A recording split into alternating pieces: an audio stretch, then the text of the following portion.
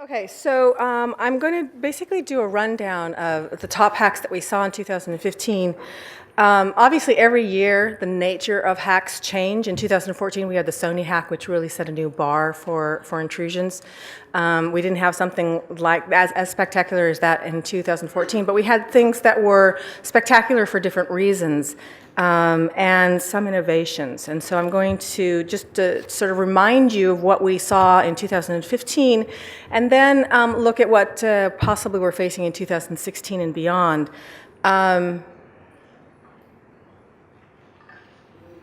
So everyone knows, obviously, what the biggest hack last year was the OPM hack. It was revealed in June, and the attackers had been in the network for about a year. The initial estimates were that data on 4 million federal workers was taken, but that was initially later revised to 21 million. And that included 19 million people who had applied for security clearances, background checks, and that affected not only the people who applied for the background checks, but about 1.8 million marital partners and live-in partners who would have been investigated along with them for the background checks. The hackers got access, and this was the real gold here. In addition to that information like social security numbers, things like that, the gold for the hackers who are believed to be China was what's called an SF-86 form, which is the form that workers fill out to gain classified security clearance, and that contains information about well, we'll get to Arculeta in a second. That contains information about work history, drug and criminal history, psychological health, and sexual relationships and history. It can also, though, include information about contact that government workers have had with foreigners, and that's information that China could use, for example, to blackmail or punish any Chinese citizens, residents who had illegal or unknown communications with U.S. government workers. In addition to all of that, though, the other concern was fingerprints. About 5.6 million federal employee fingerprints were seized. Many of these belong to, obviously, workers who have classified clearances and are using those fingerprints to gain access either to computers or to secure facilities. There was a huge security fail with OPM. We discovered that a year before the breach was discovered, or actually maybe about 6 months before it was discovered, the OPM Inspector General had issued a report in November 2014 pointing out all of the security failures at OPM. Until 2013, the agency didn't even have a security staff. And then they also had no tracking of the equipment that they had on the network. They didn't know what servers they had. They didn't know what databases they had. They didn't know how things were interconnected. And they also failed to have encryption and multi-factor authentication for remote workers accessing those systems. So the fallout from this, obviously, for federal workers is huge. And of course, OPM Director Catherine Arculeta ended up resigning.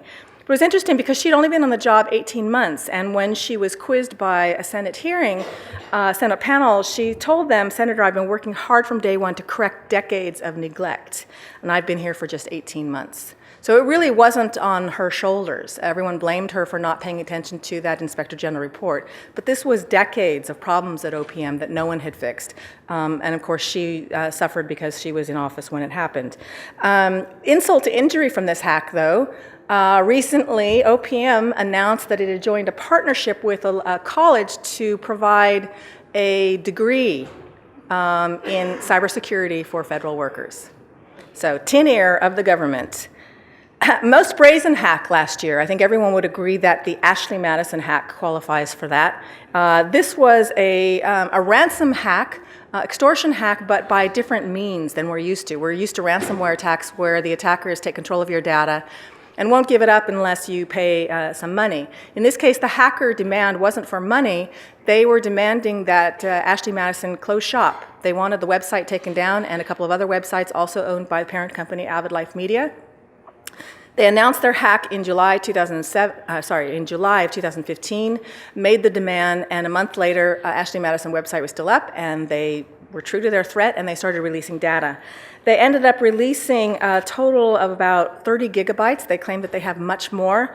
That data included login credentials of about 32 million accounts, credit card transaction details. That was the part that really got a lot of people, because although you could sign up for the site using fake email addresses, things like that, if you were using a valid credit card, then of course that revealed real names and addresses, and that's how reality TV star Josh Duggar got exposed.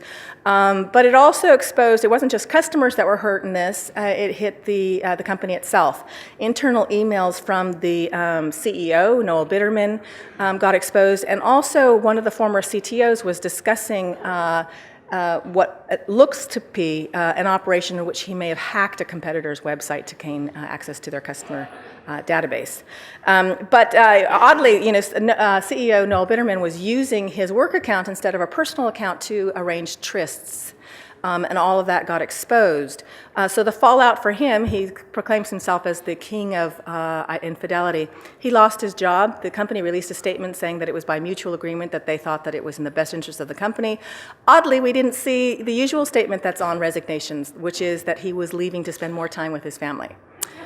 So, and also in this case, one of the other fallouts was parent company Avid Life Media has now been hit with a lot of lawsuits from customers who were saying that the company was neglectful in protecting their data. So, we move on to the Karma Hack of the Year, and this award goes to Hacking Team. Hacking Team creates surveillance software that's sold to law enforcement and intelligence agencies around the world, including reportedly to repressive regimes. Its software has been used against activists and political dissidents in countries like Morocco, United Arab Emirates, and elsewhere in Turkey.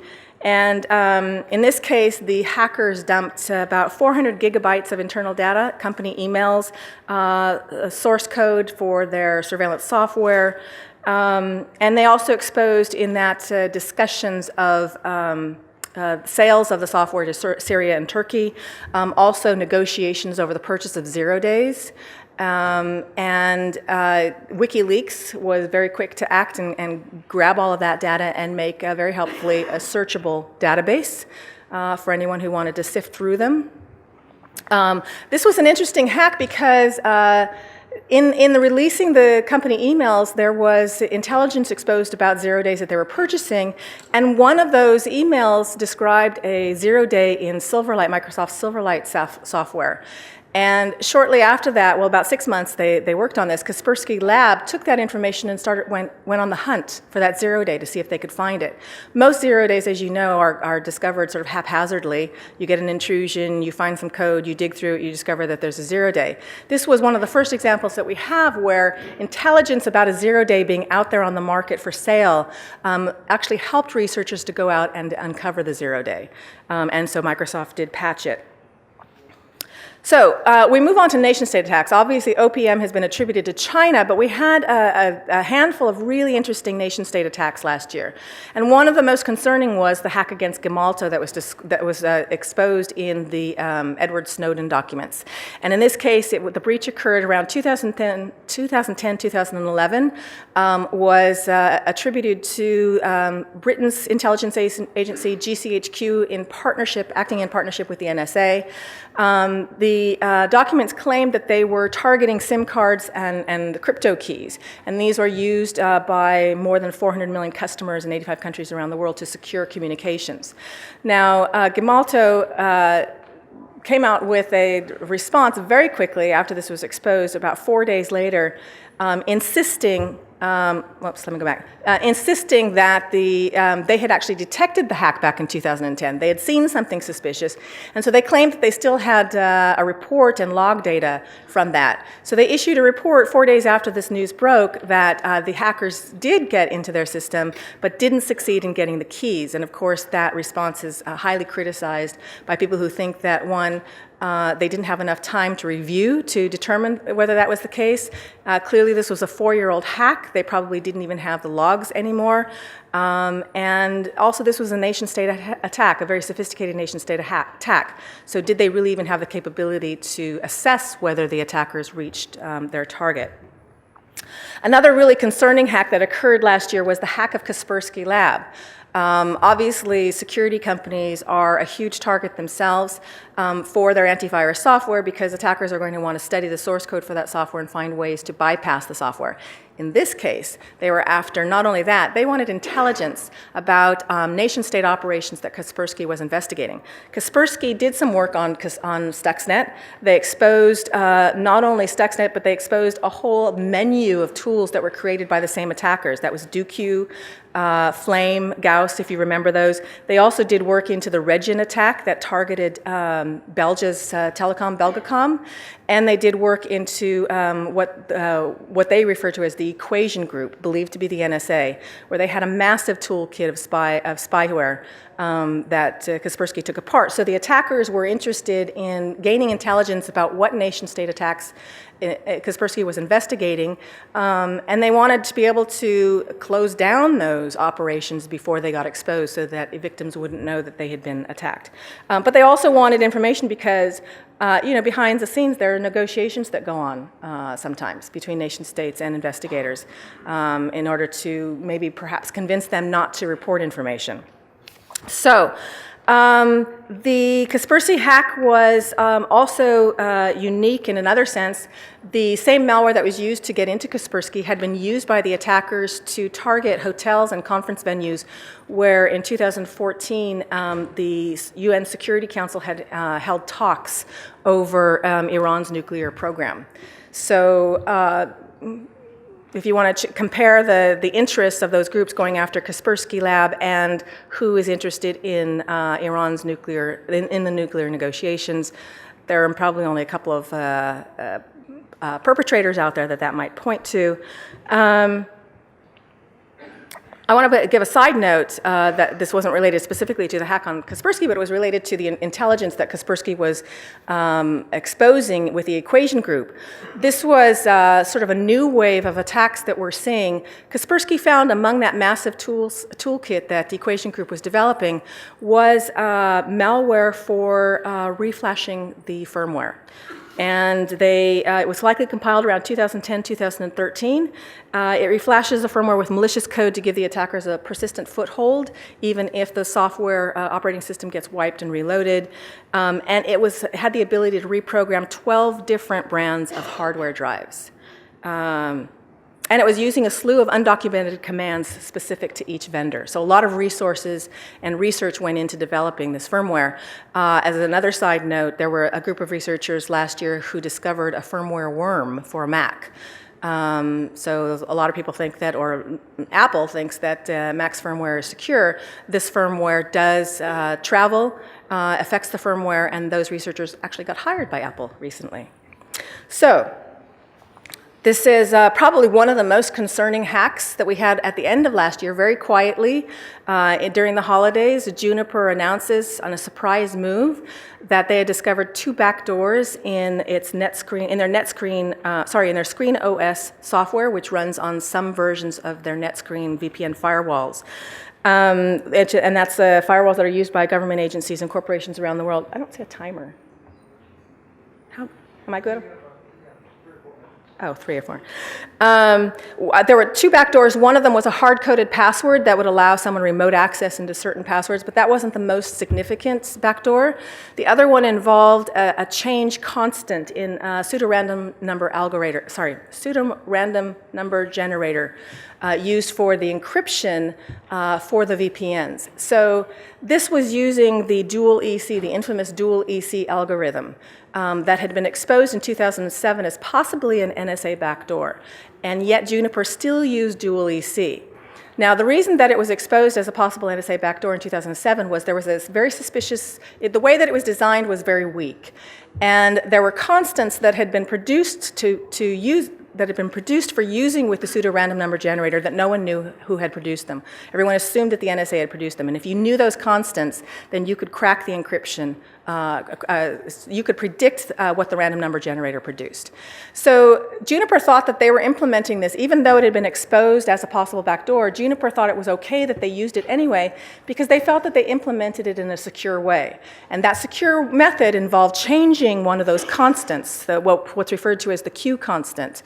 And they thought that if they created their own constant, then if the NSA had a constant for the original dual EC, by changing that constant, the NSA or whoever no longer had that key to it.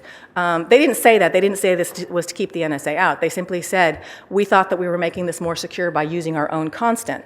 One other thing that they said that they did was they didn't rely solely on that algorithm. They used, in addition to that algorithm, they used the ANSI X.9.31 algorithm.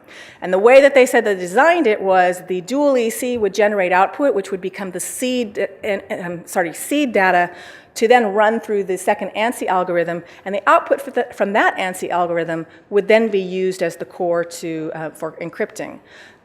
Turns out, though, they made a mistake in that implementation, and their encryption scheme actually ignores that second algorithm altogether and uses only the output from the dual EC algorithm. So what did the hackers do? They went in and they changed that constant Q to something that they knew only. So two precautions that Juniper thought that it had taken to protect it, easily changed like that by the hackers because Juniper had a bug in the system that ignored a secure algorithm. Juniper, it's unclear if they even knew about that bug. They released a patch in December 2015 saying that they were rechanging that constant back to their original Q. So you have sort of a fight for control here. They create a Q constant, hackers come in, change a Q to only they know. Juniper goes back in and changes the Q to its original Q. And they think, we're all good now. But they apparently didn't know, or maybe they did know, and they simply sort of bypassed this fix, that bug that ignored the second algorithm. So regardless of that Q being changed back, an attacker could still go back in, rechange the Q, and use the fact that that second secure algorithm was completely ignored. It took until February for Juniper to announce that they were actually going to remove dual EC altogether. So we have a lot of questions remain about whether or not Juniper changed a Q constant to something that the NSA knew, if that was an intentional backdoor from the beginning, and then a third attacker comes in and changes that Q constant. But it's a cautionary note of what critics are saying about government backdoors. You create a backdoor for one government, it creates the ability for another party to come in and hijack that backdoor for their own purposes. So I think I'm probably out of time, but am I? So I'm just going to jump quickly to what I consider, if I can call it the most ballsiest attack of last year, and that was the attack on CIA Director John Brennan. In this case, it was his personal AOL account that got hacked. Hillary Clinton wasn't the only one using personal accounts. And in this case, the attackers got about several dozen emails that had been forwarded from his government account that contained attachments, and one of those attachments was the SF-86 application that got exposed, remember, in that OPM hack. Who needs to go after OPM? You can go after the CIA director's own personal AOL account and get his SF-86 form there. That's the application that he used to gain his classified clearance. In addition, there was a spreadsheet containing names and social security numbers for U.S. intelligence officials, and a letter from the Senate asking CIA to halt its use of harsh interrogation techniques. Harsh interrogation techniques, of course, is a euphemism for torture techniques. But the hackers, what's most interesting about this is they used the oldest form of hacking that exists, and that's social engineering. They tricked a Verizon worker into giving them information that they needed to get into Brennan's account. They first did a reverse lookup of Brennan's mobile phone number to discover that he was a Verizon customer. And then they posed as a Verizon technician and called up Verizon and said, we have a callback scheduled with this customer, but we can't get in to see his data because our system is down. Can you give us his data? And so they gave them They gave them Brennan's account number, they gave him the 4-digit PIN for the account, they gave him a backup mobile number on the account, they gave him the AOL email address, they gave him the last 4 digits of his bank card, and then they called AOL. So now they had the AOL account number, they called AOL and they said, we're locked out of our account, can you help us? AOL, of course, has security questions that they ask, and all of those security questions were for data that the hackers had just obtained from Verizon. So they went in, they got AOL to reset the password, they got into the account. Brennan tried to regain control of his account, resetting the password himself. They reset it again, he reset it, they reset it, he reset it, they reset it. They finally called him up on the cell phone and said, dude, you've been hacked. And then his AOL account was canceled. So I realize I've gone over time, so I'll end there. Sorry.